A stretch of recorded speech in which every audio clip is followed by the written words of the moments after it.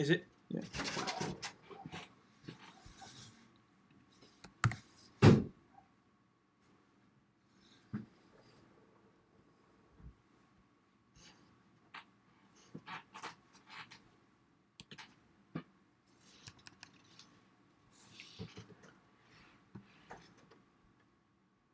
All right.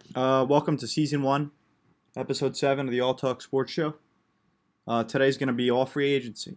We're going to talk about the additions to a lot of the NBA teams, and we're going to talk about some questions that we came up with of teams that we think could be borderline playoff teams, teams that can contend in their conferences. And I'm going to go off on a little James Dolan rant today, too. So, Rick, you got a question for me to start off? I mean, I got to get this off my chest at this point about the Knicks. So, all right, we'll start it off with the Knicks themselves. So, their moves: they signed Bullock, Gibson, Randall, Portis, Ellington, and Payton, and they're tossing around. Looks like $120-30 million at these guys in total. And I know we all want to hear this, Frank. So, what's your opinion on the Knicks this free agency season? All right, so this is the first thing I have to say. James Dolan is an asshole. Okay, you got in a fight with Charles Oakley at one of our games, one of our former players. You treat them like crap. You didn't have a relationship with Latrell Sprewell, a good leader for our team for years. A fan made fun of you because you don't care about the team, and you banned him from Madison Square Garden for the rest of his life, even though he was a season ticket member. You don't want to give Kevin Durant, a top 5 NBA player, a supermax contract.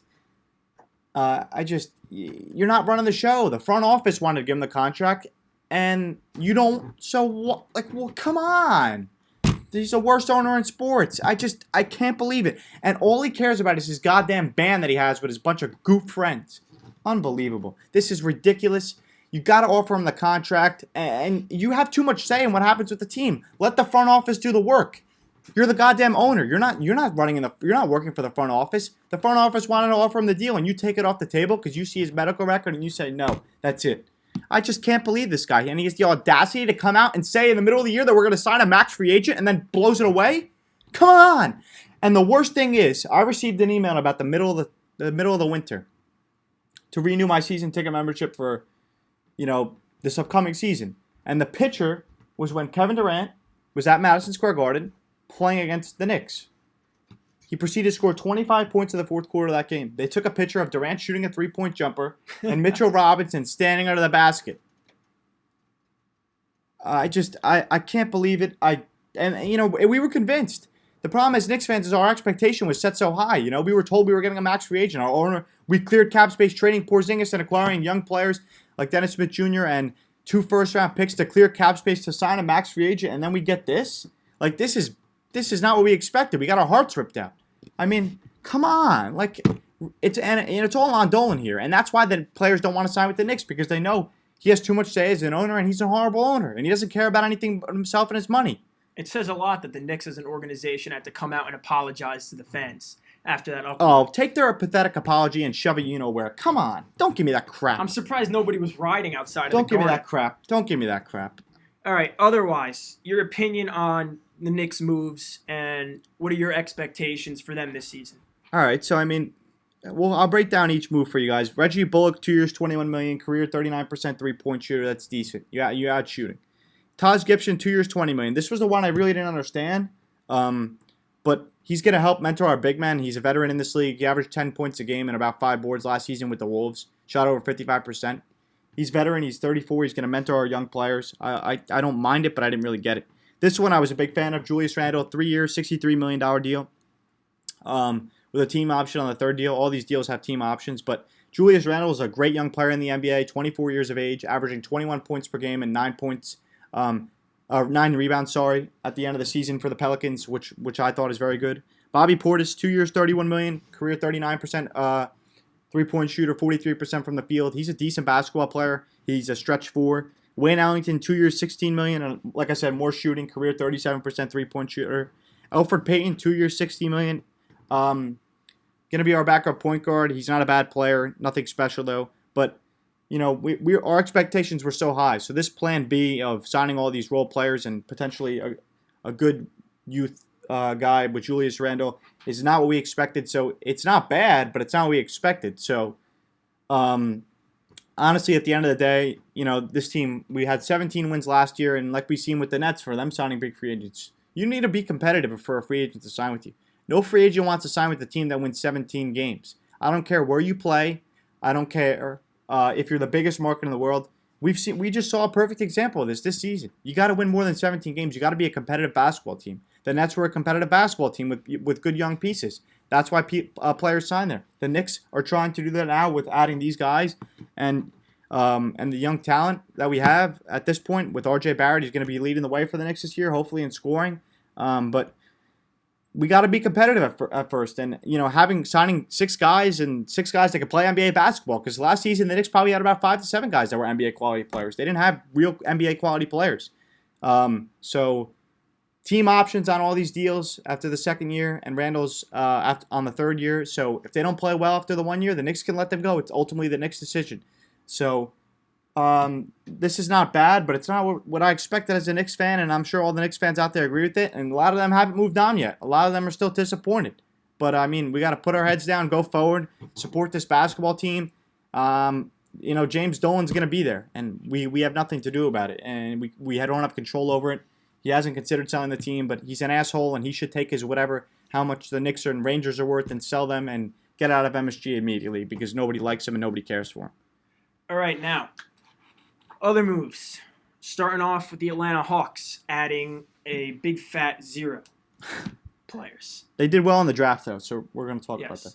So the potential for the team with the amount of young talent they have, I think it looks pretty good. It looks pretty promising for the Hawks. They're a team like the Chicago Bulls at this point are building through the draft, which is smart for a small market team like the Atlanta Hawks.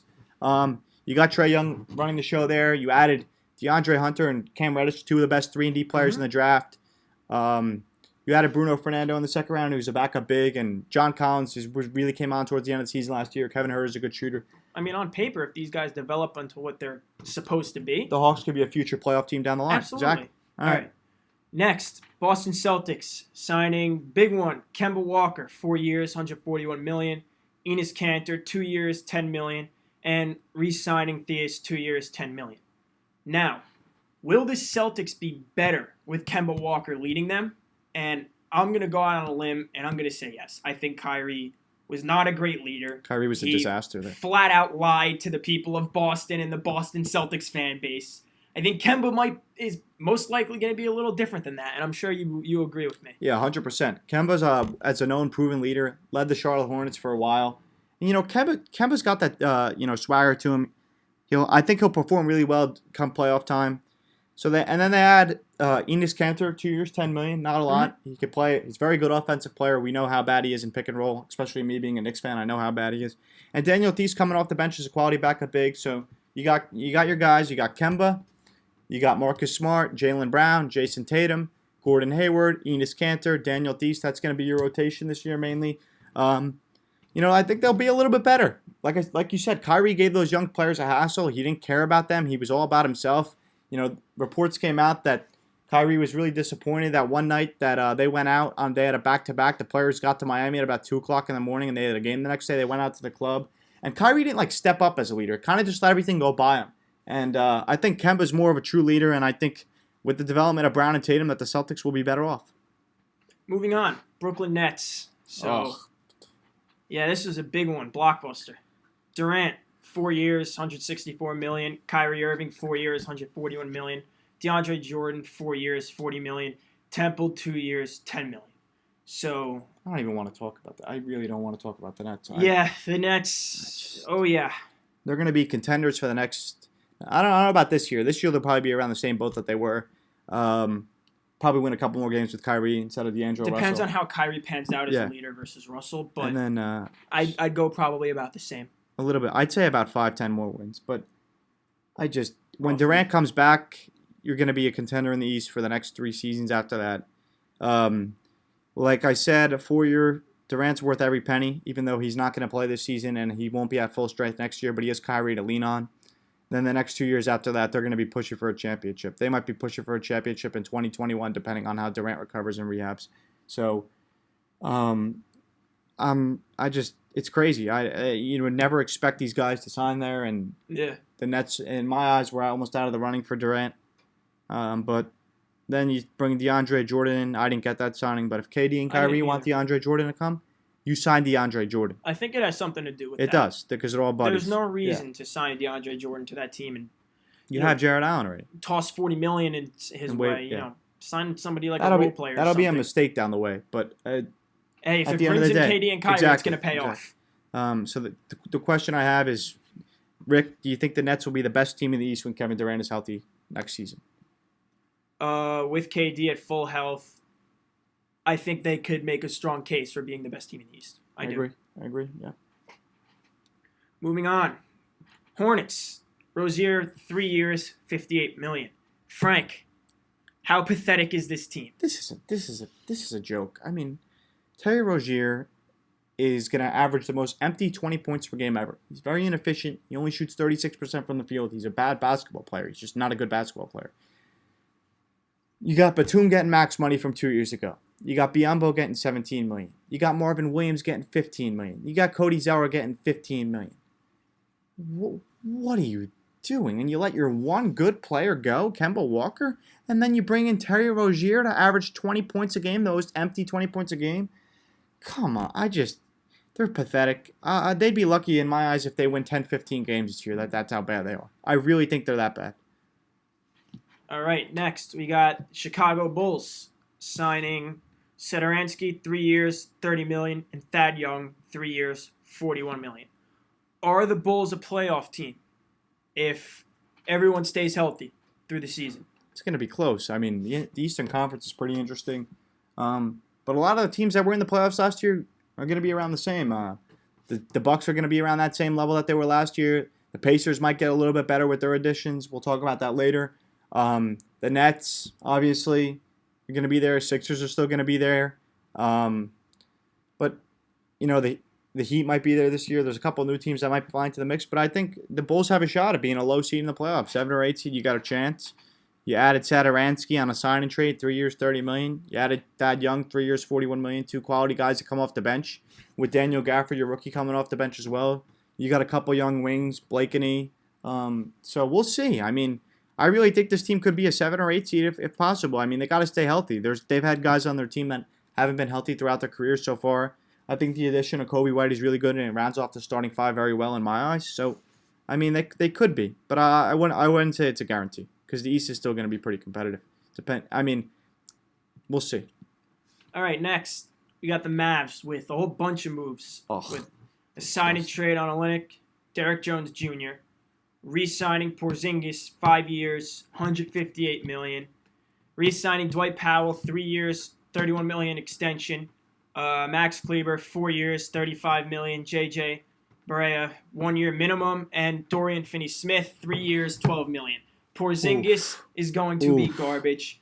I'm saying it here first. Oh, not to mention they signed Seth Curry for 4 years, $32 million. What are you doing? What are you doing? Why are you waving this contract in Porzingis' face? He hasn't even proved that he can stay on the court. Then Dwight Powell, $11 million a year? He sucks. And then Kleber, $7 to $8 million a year. Also horrible. Dorian Finney-Smith is okay. I'm okay with that deal. He's a decent wing defender. Seth Curry, I'm fine with also. I think he's a good shooter, very underrated. But you're paying so many guys. Then you take on the contract of Olynyk. I mean, what are you doing? I just don't get it. You're not even gonna make the playoffs with this roster. What do you think you're gonna go down the line where you've committed all this money to all these players? What happens when Luka wants an extension in 2 years? What happens when you want to sign a third complement player to Luka and KP? You can't because you just committed to all these contracts. And what happens when Porzingis sucks and you want to do all that? I don't think he'll suck, but he hasn't proven that he can be on the court. He's not going to live up to what he was. I don't know. I don't think so either.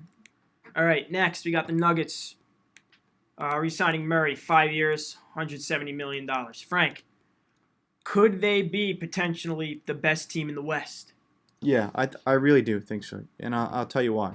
So, point guard Jamal Murray, Shooting guard Gary Harris. Small forward, I think Michael Porter Jr. is going to come in and start for them this year. He was a top 5 player in high school, top 5 player going into college at Missouri. He got injured, but I think he's going to be a good wing in the NBA. And they need more consistency for the wing play because you'd have nightly basis where Will Barton would come in and play well, or Torrey Craig would play well, or Malik Beasley, but you never got them to play consistently well as a group on a nightly basis. And then you got Paul Millsap and Jokic, your star, and you got, with the extension of Murray, now you got him and Jokic under contract for a while, your 2 cornerstones of your franchise moving forward. So I really do think they're the best team in the West. They might not be the 1-1 seed, but I think they are the best team in the West, yes. All right, next we got the Detroit Pistons signing Derrick Rose, 2 years, $16 million. Yeah, I'm happy for them. I think I'm happy that's a good addition. I mean, Yeah. $8 million a year.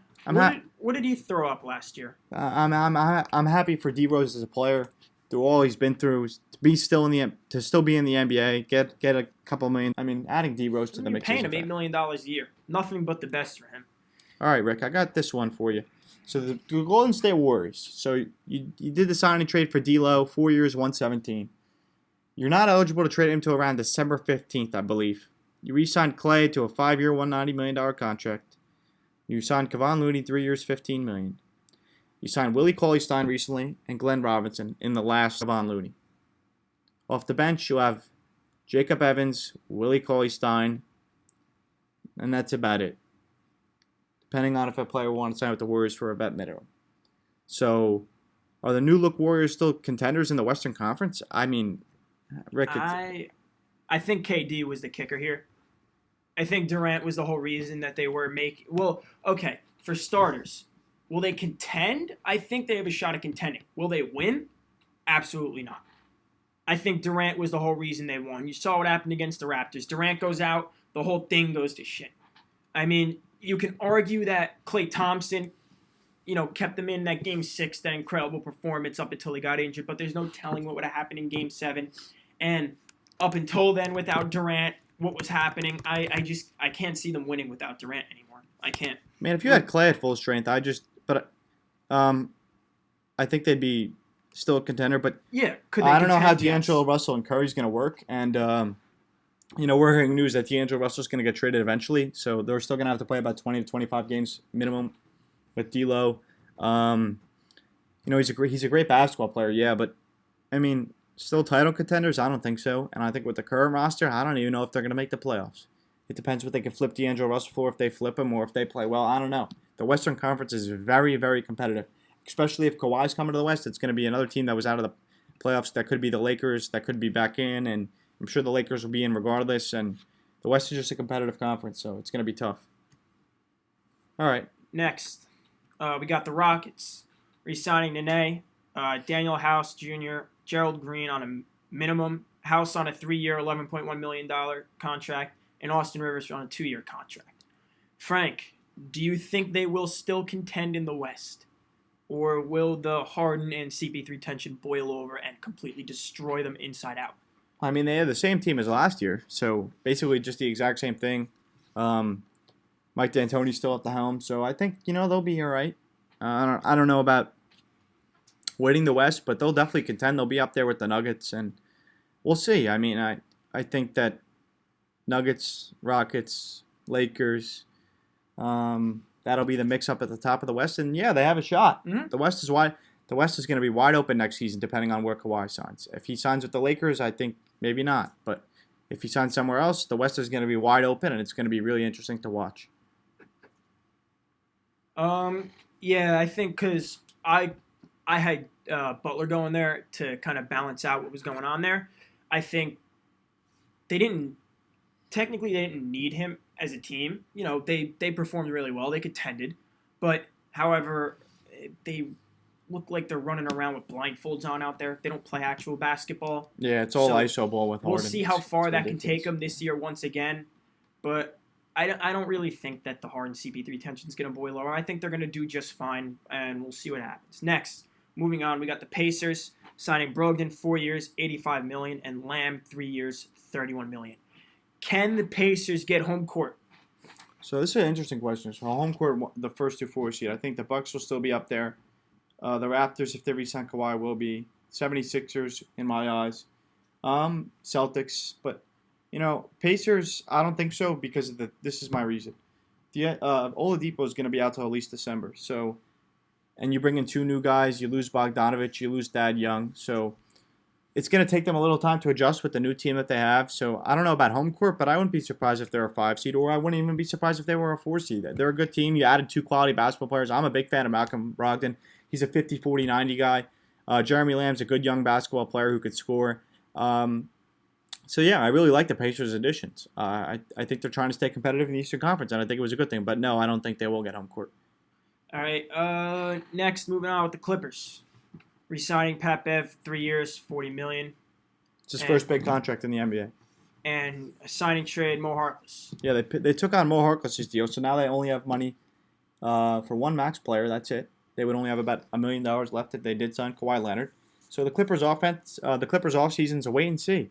It's Kawhi or bust at this point. You haven't really signed anybody else because you're waiting on Kawhi's decision. It's the same thing with the Lakers, who've only made one move so far, signing Troy Daniels to a one-year deal.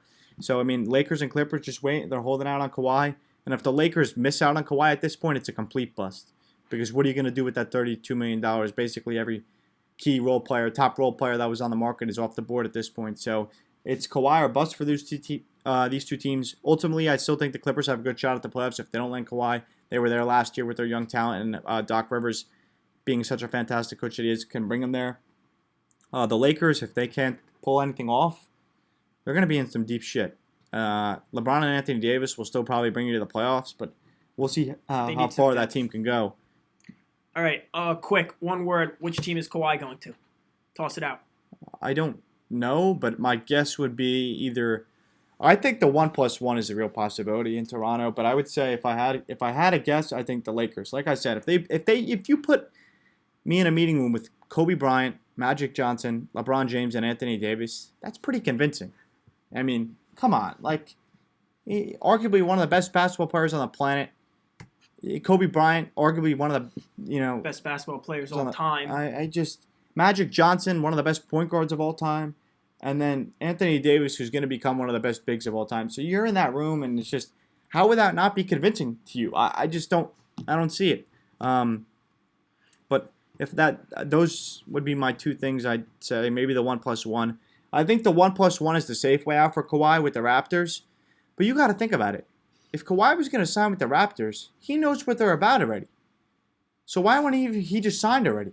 The longer that this goes on, the more it makes me think like Kawhi's going elsewhere and just wants to hear more about their team and what they plan on doing going forward.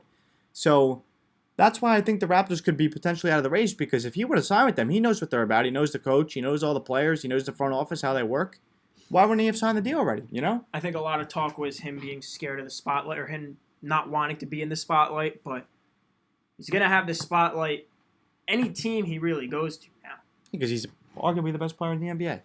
Exactly.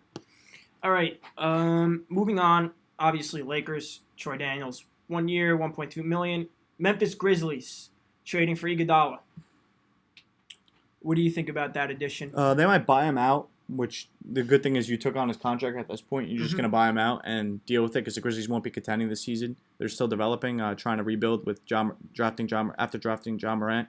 But you get the first rounder in 2024. And not bad. Probably buy him out, but it is what it is. All right, now we're going to move on to the Miami Heat. They signed and trade for Jimmy Butler, 4-year, $141 million deal. Jimmy Butler will turn 30 this upcoming season, and you also traded for Myers Leonard in a signing trade. You acquired him. Can the Heat make the playoffs with Butler running the show now? I think they can. I do.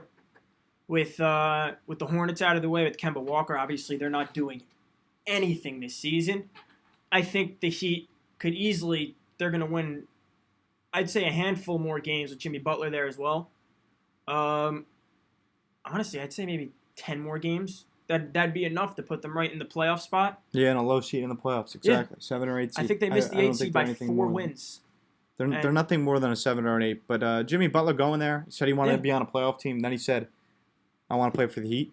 And you got the best of both worlds. He's going to make him a playoff team. Yeah, he wanted to win a ring. No, well, he wanted to win a ring, really, but I don't think so. You're not winning with the Heat. You're going to make the playoffs. I agree with you. Moving on, we got the Bucks signing Brook Lopez, $8 million, and Wes Matthews on a 1-year minimum. Frank, Are they the best team in the East still? I'm gonna say so. Yeah. I'm gonna say yes as well. I just think Brook Lopez was a big signing for me for them to bring him back. 4 years, $58 million. It's a decent team friendly contract. Great 3-point shooter. Needs to work on his shot selection a little bit, but he's a perfect modern day big. Middleton, 5 years, 158. It's a lot of money to commit to a guy who only averaged about 22 points a game. I think he's gonna have to take a little step up after getting paid like a superstar in the NBA. George Hill, 3 years, $29 million. He was one of their most important players in those first couple early playoff series with Malcolm Brogdon out, and he played well in the playoffs down the stretch. I like Robin Lopez coming back on a 2-year, $4.8 million deal as a backup center. I think that's a nice signing for them. And Wes Matthews, bringing him in on a minimum, it's another good wing who could shoot the basketball. Even though you lose Brogdon and you lose Mirotic because he went overseas, I still think they're the best team in the East. Giannis still has room. Giannis still has room for growth too, even though he won the MVP. But Middleton's got to step up a little bit. But I think they'll be right there again with being the best team in the East. All right, we got the Timberwolves next, signing Jordan Bell for 1 year, $1.6 million, and Noah Vonleh just signed a 1-year deal with the Timberwolves. Yep. And then they took on Trevon Graham and Shabazz Napier's contracts from the Warriors, who were originally on the Nets, then to the Warriors, and then their rights have been traded to the Timberwolves. Timberwolves really haven't done much. I thought they were going to do a little bit more in trying to acquire D'Angelo Russell and trying to somehow move and Andrew Wiggins' bad contract, but we'll move on. Now we're going to talk about the New Orleans Pelicans. They signed J.J. Redick to a 2-year, $26 million deal. Huge fan of this deal. Relatively cheap for a great shooter in the NBA. Then they acquired Derek Favors in a signing trade from the Jazz, which I think was also a really nice addition to be a backup big man. Are they the best young team in the NBA, and can they be a playoff team in the stacked Western Conference? I mean, as for the playoff team, there's no telling what can happen. Depends on the development. On paper, absolutely a playoff team. 100%. I'd agree with you. I mean, so at the point guard position, you got Drew Holiday, you got Lonzo Ball. Shooting guard, you got J.J. Redick, Josh Hart, Nickeil Alexander-Walker. Small forward, you got B.I. At the 4, you got Zion and Favors. Yep. And playing the 5, you got Jackson Hayes. I mean, this is. You want to talk about young? This is a young team. A lot of your core is under the 25 years old. You got 2 vets with Holiday, Redick, and adding Favors too. I mean, but you got a ton of young talent. This team could definitely be a playoff team in the Western Conference. It's better that they're young. They mesh together this year. They learn how to play with each other. I think this team the sky's the limit for them. I can't wait to see what they do. So the Thunder signed Mike Muscala. They were originally re-signing Nerlens Noel, and he backed out. So we won't talk about them. Next, the Magic re-signed Ross to a 4-year, $54 million deal. Vucevic to a 4-year, $100 million contract. A lot of money considering he played so poorly in the playoffs. Michael Carter-Williams, 1-year deal. And Al-Farouq Aminu, 3-year, $29 million deal. That's the dumbest thing I've ever heard. Can the Magic make the playoffs again, Rick? Or do you think it was like a fluke for 1 year? I'm going to go with a fluke. Yeah, I agree with you. I don't get it. Why would you sign Al-Farouq Aminu for $10 million a year? He's a 3-and-D player who doesn't know how to shoot. So, whatever. I don't want to talk about the Magic. That was a 1-year fluke in my eyes, too. The East got a little bit better, so we'll see. We'll move on. This is a team that I really like. I'm a huge fan of what they did. The Philadelphia 76ers signed Al Horford to a 4-year, $109 million deal. Kyle Quinn, 1-year minimum. Tobias Harris, 5-year, $180 million deal. And then they acquired Josh Richardson in a signing trade. All right, Frank. For the Sixers, are they the best team in the West? In the East. Sorry. But I don't know about I don't know about second best, but I'd say second or third. Yeah, 2 or 3 seed. I'm a huge fan of the Al Horford signing. This team is going to be stacked defensively with Simmons, Richardson, Harris, Horford, and Embiid. Horford and Embiid is going to be a deadly front court. Kyle O'Quinn, bringing him off the bench. They don't really have many pieces off the bench. They have basically just James Ennis and Matthias Thybulle. So that was decent bringing him as a backup big off the bench. Tobias Harris finally gets paid. He was about to accept actually an $80 million extension last offseason, $100 million extension last offseason. Good for him. I guess he didn't. He made about $80 more million. Then Josh Richardson. I'm a huge fan of him in the sign and trade. He's very athletic, and he's on a very team-friendly deal, only making about $10 million a year. So I think they'll definitely be a 2 or 3 seed, but they're not the best team in the Eastern Conference. I saw a funny thing on Twitter earlier. It was a picture of the Sixers starting 5 now, a Photoshop picture with everyone there, and it said, "Tell me who's going to beat this team." And the response was the 3-point line. I mean, Al Horford could shoot. Embiid could kind of shoot it.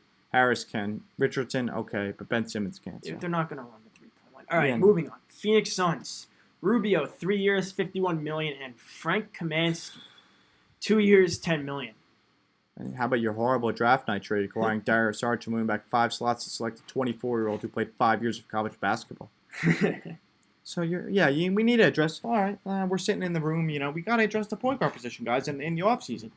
Let's sign a guy who can't shoot, Ricky Rubio. Come on. Oh, and then you come out and say that you didn't want D'Angelo Russell because you wouldn't blend well with Booker, even though they're best friends. Get the hell out! Oh my God, a joke. They had the worst NBA offseason I've seen. Horrible, horrible, horrible. We're moving on. I don't want to talk about them. They're horrible. Be up at the bottom of the Western Conference yet again. Joke. You'll be back in the top 5 of the lottery again. Joke. Pathetic. All right, moving on. We got the Trailblazers. Re-signing Hood for 2 years, $16 million.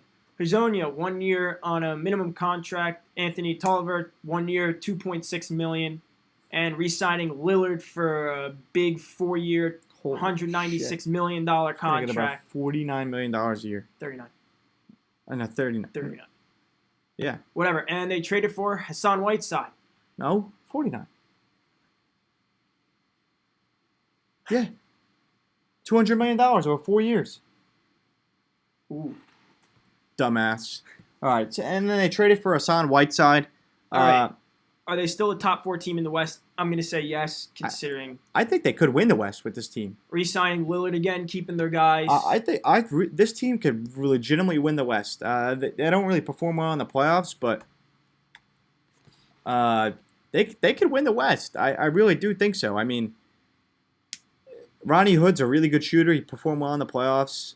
Zach Collins will probably step into this power forward spot starting at the 4. Whiteside's a good addition, I guess, expiring 1-year deal because Nurkic is going to be out with a major leg injury. So I think they could very much compete in the West. Yeah, I think so too. Moving on, This is the Kings signing Barnes 4 years, $85 million, re-signing him rather. Signing Dwayne Dedmon 3 years, $40 million. Corey Joseph 3 years, $37 million. And Rashawn Holmes 2 years, $10 million. Frank, why would you pay Harrison Barnes that much? I don't. Can I answer that for you? I don't fucking get it. I don't get it. Why are you paying all these? Harrison Barnes, $85 million to do what? He's not even efficient and he's horrible. Your best players are your young guys, Fox, Hield, and Bagley, and you're signing all these. Then you sign Dedmon, 3 year, $40 million. This deal I'm actually okay with. He's a good backup big man. Corey Joseph, 3 years, $37 million. Too much money. Rashawn Holmes, 2 years, $10 million. Why? You just signed Dedmon. I just don't get it. Why pay Harrison Barnes that much money if you got so much good young talent? It's just stupid. It doesn't make sense to me. And that's why the Kings will again be at the bottom of the Western Conference. All right. Spurs, their only move is re-signing Rudy Gay. 2 years, $31 million. Are they still a playoff team? I don't think so. I'm going to say I think they're going to just miss. I don't think so. The West is too competitive now. It's too good. The Lakers are going to be in the playoffs this year no matter what. The Pelicans probably going to be in the playoffs. The West is way too competitive. There's too many good teams. I think it's been There's too many good teams. Good run for Coach Pop, but I'm going to say no. I think this might be the last straw for the Spurs. They didn't get better. Yep. Raptors, obviously nothing. Utah Jazz. Waiting on Kawhi, man. Waiting on Kawhi. We'll see. Ooh, without Kawhi, maybe you'll be a low seed playoff team, but without Kawhi, you got a lot of guys on bad contracts, so we'll see. As for the Utah Jazz, signing they had a good offseason. Bogdanovich, 4 years, $73 million, and Ed Davis, 2 years, $10 million. Frank, can the Jazz contend for a ring? I don't know about for a ring, but they're going to be a good basketball team. They're going to be a good basketball. This Ed Davis 2 year, $10 million deal is one of the most underrated deals in the offseason. Not a guy that nobody knows. A lot of people don't know about him. He's a really good rebounder. He hustles a lot. And he's a great backup big for them because they're going to need somebody to come in and play when Gobert comes out of the game.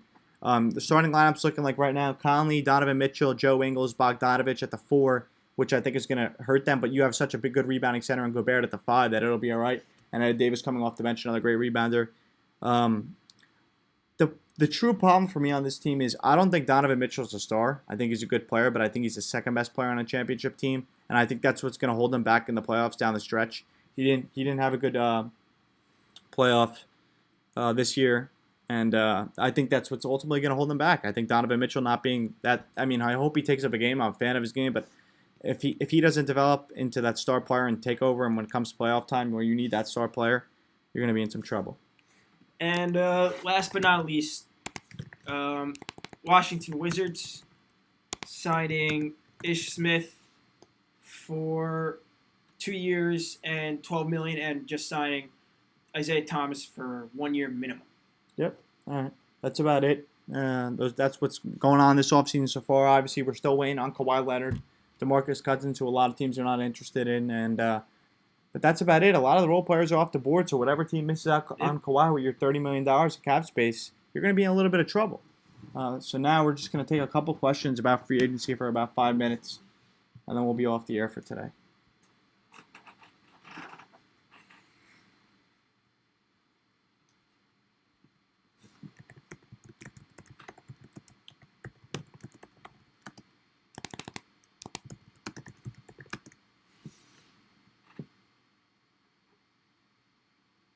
Yes, you did miss the Knicks talk. Yes, we've already discussed the blasphemy of the owner of James Dolan. Yes, horrible contract, Rob. You're right, 100% a underrated signing. I really do. I think he's going to help them a lot. They're going to be incredible defensively. He's going to play the position he wants with playing power forward now. Could shoot the three ball. He's a decent passer, and he's a great defender. So I think Al Horford to the Sixers was definitely one of them. I agree. Looney. Rob says Looney, and I think he's right, man. You're only paying Looney $5 million a year. He's a great center. He's a great roller on pick and roll. He's a good defender. He's tough. He's tough. We saw that in the playoffs. I think that was a very underrated signing too. Yeah, and I think the Ed Davis one. Only paying him $5 million a year. He's a good basketball player. He's a hustle rebounder. How about Julius Randle? I think the Randle deals too. I mean, it's only $21 million, averaging 21 a game and 9 boards. You didn't hear anything about that. They didn't blow it up. Yeah, no, he was. I would say that's also really great. I mean, especially for the Knicks, that's a great sign. He's a really great underrated player.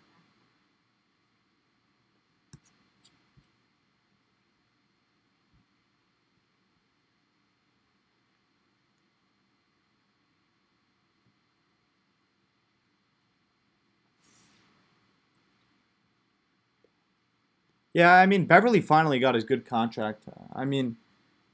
Yeah, I guess it was a good signing, but I think the Clippers are aiming for a little bit more at this point. But Beverly, that's a pretty friendly deal. Only about $13 million a year for Patrick Beverly. He's a great defender. He could shoot the three. I mean, it makes a lot of sense, and you're not paying him a lot of money, which is important. And he's a good leader too. First big contract he's ever gotten in the NBA. Happy for him. All right, that's about it for today. Moving on, episode 7, we're done. We're going to be on a little bit of a break, so we'll be back, I believe, a couple Tuesdays from now. We'll be back Tuesday the 16th. That'll be our next episode, Tuesday, July 16th. But at this point, we're signing off for now. We'll talk about all the couple more free agency things at that point, and we'll bring in we're going to talk about win levels for teams because free agency will be about done at that point. Yep. So we're going to look at Vegas numbers for teams' win levels, give our over/under, give our reasons why. They want to cap it off with a little bit of baseball talk. How about the Yankees over there in London, though? Jesus Christ, the bats are rocking. But Boyd is on the DL now. They can't catch a break. Domingo Germain's coming back, though, so they'll be all right. Subway Series, though. I love Domingo Germain. Subway Series tonight. I said it last year when I saw him throw like one inning. That kid's got some nasty stuff. Wait for him to develop. Don't forget what Severino looked like when he first came to the Yankees. He was blowing left, right, and center. He was blowing up games. Give us your. We're gonna do a little Subway Series thing. Only a 2-game series now, which I really dislike. The Subway Series was always a 3-game thing, but tonight Yankees Mets Subway Series. Rick, game 1 tonight on the mound. Zach Wheeler, pitching for the Mets. Who do you think wins tonight and why? Who do I think wins? I think the Yankees are still riding a little hot streak. Oh, yeah. The Yankees are going to hit the ball, man. Zach? I think they're riding a hot streak. We got LeMahieu, MVP. He's going to make a run for that. The Mets can take a hike. Little brother team.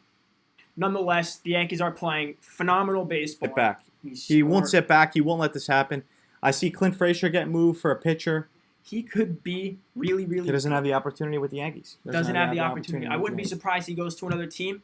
He blows up. I would not be surprised. Yeah, he was hitting about 280 before he got sent down. He hit Yeah. a ton of home runs. I mean, there's nowhere to play. I mean, You got Hicks, Gardner, Right. Judge, and then Stan. Where are you going to play? defensively, he's a liability. That's a problem. He's Right. a good DH though. I mean, but Yeah, I'm but- not on. The Yankees have too many good players. But they DH Stanton already. Too many good players. There's no room for him. Anyways, though, they did leave him in the U.S. when they went to London. They brought Tuckman. Oh my God, hitting about 210 this season. That just shows you that they're going to move on from him. Yeah. So Right. as much as I think Clint Frazier will develop into a great player, they need pitchers, and it plagues me every time watching the Yankees give up a single run how badly they need pitchers. It's sickening. They got to pull the trigger and get some pitchers. They got the bats. I mean, they're outscoring everybody. That's it. But their pitchers can't pitch. If they want to win this ring, they need pitchers. Because when they face off against the Dodgers in the World Series, Oh, what about the Astros with or the Verlander? Astros, Verlander Verlander notoriously Cole. kills the Yankees. Verlander and Garrett Cole, and then you got to think about this also. When you face the Astros, They those can hit too. those pitchers are righties, and the Yankees lineup is full of a lot of righties. It's a lot of righty. Verlander, Garrett Cole, they're going to pitch 5 in a 7-game series. That's serious. Yeah. Also, on top of that, what happens when you go face the Dodgers, another team that can hit, and they give you Hyun Ryu on the hill? Yeah, who am I use with less than a 1.5 ERA? Yeah, how you gonna hit him? And Kershaw's going to pitch. Yeah, how you gonna he's hit him? Pitch. All right, that's it though for today. Moving on, episode 7, we're done. Like I said, we'll be back next Tuesday. No, not next Tuesday. The following Tuesday, July 16th. That will be our next episode. We're going to give our team wins, total over-unders, and why. Talk about where Kawhi have obviously signed by then. And that's it, though, guys. Thank you for watching. Ciao.